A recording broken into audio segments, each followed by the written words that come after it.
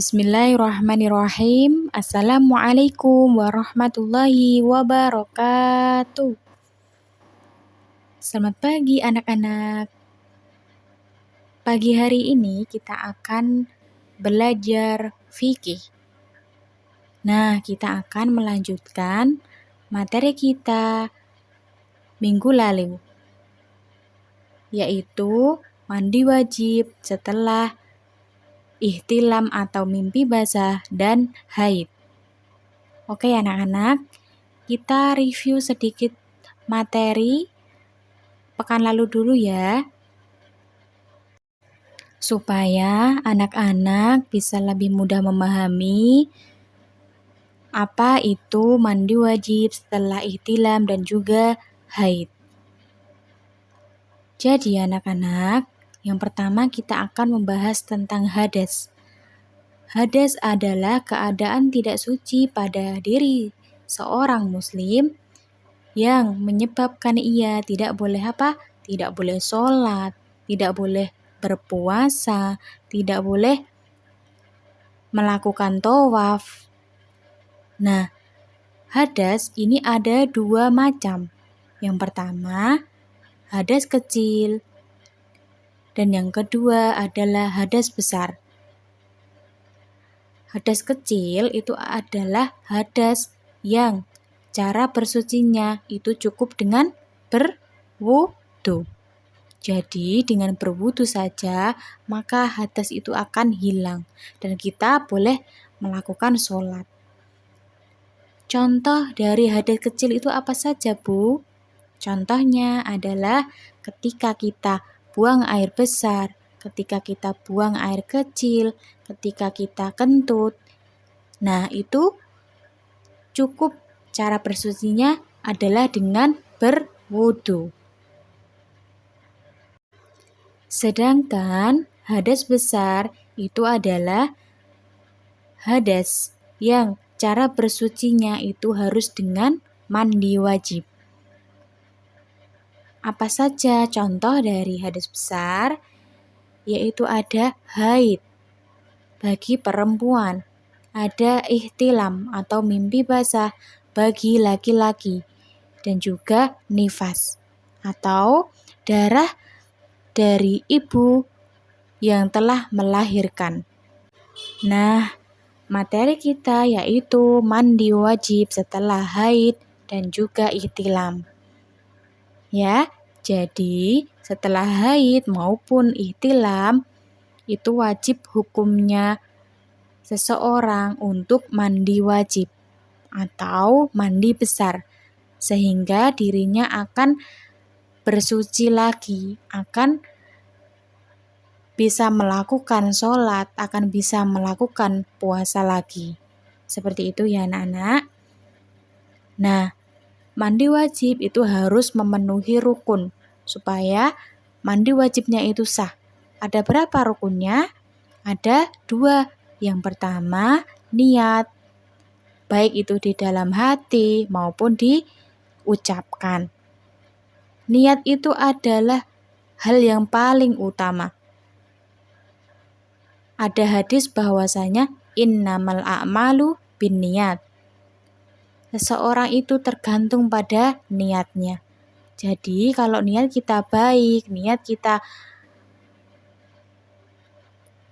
melakukan mandi wajib itu akan mendapatkan pahala. Dan yang kedua, mengguyurkan air ke seluruh badan. Jadi dari atas, dari rambut hingga kaki itu harus terkena air. Dari sela-sela jari, seluruh badan itu harus terkena air. Dan mandi wajib itu harus disegerakan. Ya, apabila seseorang sudah selesai haidnya, sudah selesai ihtilamnya, maka harus segera mandi wajib. Karena apabila tidak disegerakan, maka ia wajib mengganti sholat dan puasanya setelah ia bersuci. Ya, nggak boleh ya. Nggak boleh menunda-nunda mandi wajib. Nah, itu adalah materi kita minggu lalu. Minggu ini atau hari ini kita akan belajar hikmah mandi wajib. Yang pertama, mendapat pahala dari Allah Subhanahu wa taala. Seperti sabda Nabi Muhammad sallallahu alaihi wasallam dalam hadis, qala Rasulullah sallallahu alaihi wasallam, at-tahuru syatrul iman. Yang artinya, Nabi Muhammad sallallahu alaihi wasallam bersabda, bersuci adalah sebagian dari iman. Jadi, anak-anak, ketika kita bersuci dari hadas kecil maupun dari hadas besar, maka itu adalah sebagian dari iman. Akan mendapatkan pahala oleh dari Allah Subhanahu wa taala. Yang kedua, menjaga kebersihan badan. Karena praktek mandi wajib itu dilakukan dengan membersihkan seluruh badan. Sehingga mandi wajib juga merupakan sebuah cara untuk menjaga kebersihan badan kita. Otomatis ketika kita mandi, maka badan kita akan menjadi bersih. Hikmah yang ketiga, menumbuhkan rasa semangat.